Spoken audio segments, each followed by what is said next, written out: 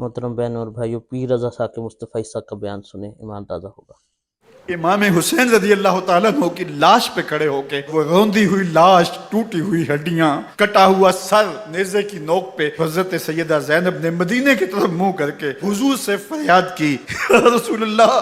اے پیارے آقا، یا جدہ ہو، اے ہمارے نانا محترم، یہ دیکھیے آپ کا حسین پڑا ہوا ہے۔ حضور آپ کی اولاد کاٹ دی گئی، اور پھر کہا بناتوں کا سبایا، حضور دیکھیے آپ کی بیٹیوں کے ہاتھ باندھ دیے گئے ہیں، اونٹوں پہ کس دیا گیا ہے، سرے شہیدہ آگے آگے چل رہے ہیں۔ راستے کے اندر ایک جگہ آئی اور ان کو اتارا گیا۔ ایک خاتون آئی، اس نے کوئی کھانا پیش کیا ان کو اور کہا کہ میں کسی زمانے میں سیدہ فاطمہ تو زہرا کی نوکری کیا کرتی تھی، اس وقت سیدہ کی گود میں ایک 6-7 ماہ کی بچی تھی جس کو زینب کہا کرتے تھے۔ تو سیدہ زینب نے کہا کہ اماں اگر پہچانتی ہو تو وہ بدنصیب سے